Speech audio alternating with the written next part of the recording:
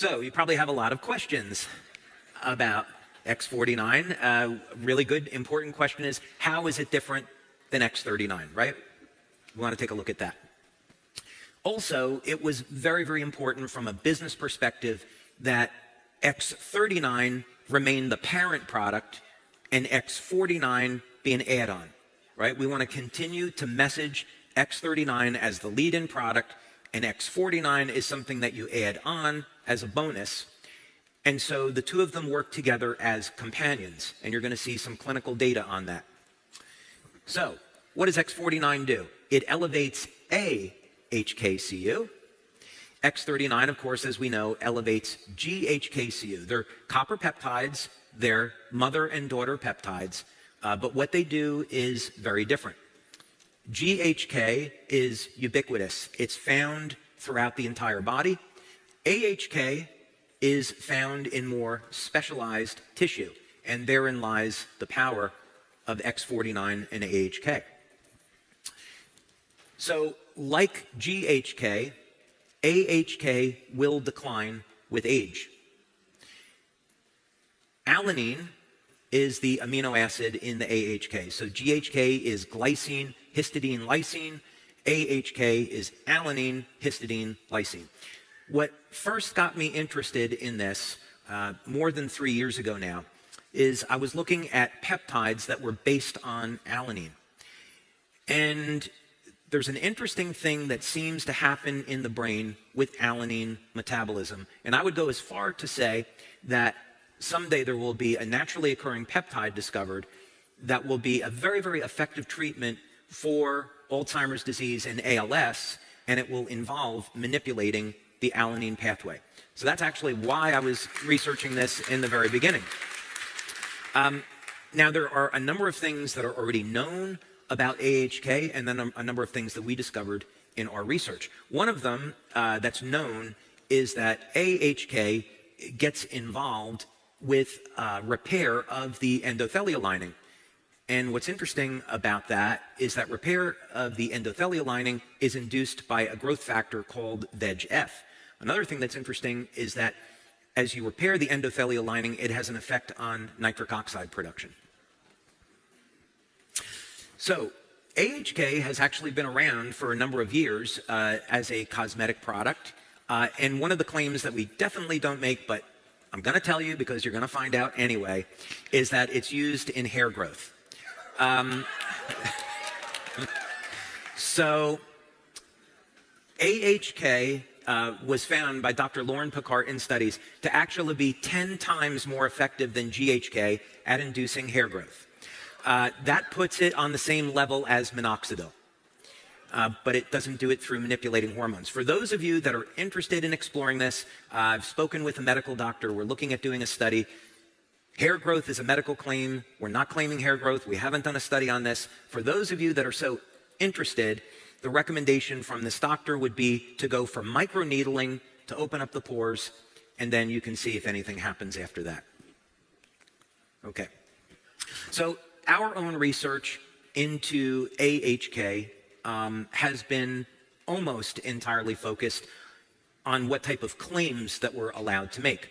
So the patches in the United States are in the general wellness category. So that means that we can't make any medical claims. It has to be things like improving energy, improving the quality of sleep, improving overall lifestyle and health, supporting a healthy lifestyle, and a number of fitness claims. Fitness claims, notably, fit in very well with general wellness. So in our clinical studies, to support the product launch, we've looked at claims that can support fitness. But the properties of AHK do go beyond that. X49 only versus the combination of the two. We saw on the number of calories burned, over a 90% improvement. Now, we have a piece of technology that we purchased just for these studies that does a full body scan. And I'm going to show you an image from the study so you can see how that translates into change in body shape in 2 months. Bike top speed increased by 27% versus 22% with the combination. The distance that was traveled was also increased by the combination of the two, or X49 only. Now, we were speaking about health of the heart. There's a relaxation response that occurs with using both X39 and X49. There's an improvement in endothelial function, and this translates into not only a decrease in the pulse rate, but a change and improvement in blood pressure. So here we see, just using X49 only versus the combination of two, the pulse rate comes down.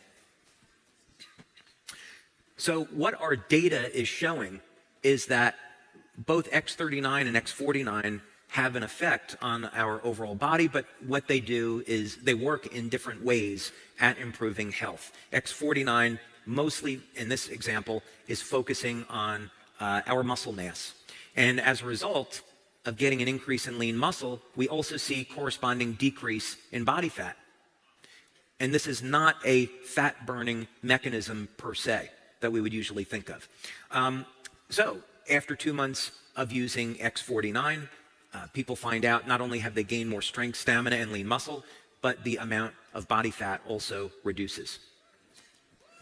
Okay, so here's one of the images from the study. This is a fellow that is 74, and I want you to take a look at a couple of the points here.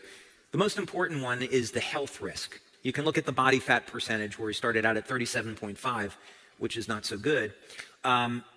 But what this equipment does is it calculates risk for things like cardiovascular disease, and then it just puts it into a simple percentage. So at this body fat relative to muscle mass, he's 53% higher than ideal in body composition.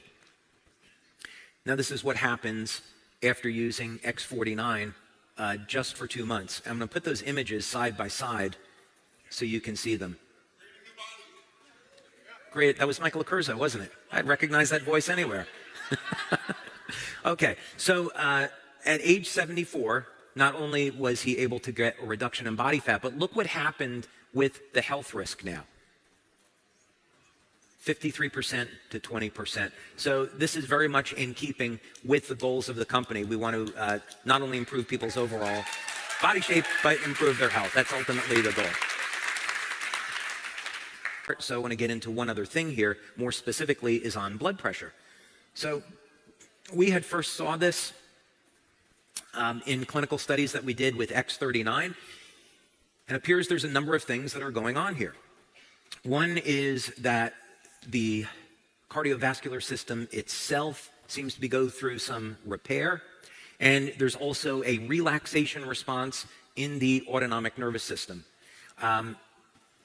So we're not 100% sure why we see decreases in blood pressure, but we have certainly measured it and we've obtained statistical significance with it. By the way, if someone had high blood pressure, I would not be using only this product for reduction in blood pressure. I would be combining it, again, with a healthy diet and a number of nutritional supplements like pomegranate extract, vitamin K2, that we know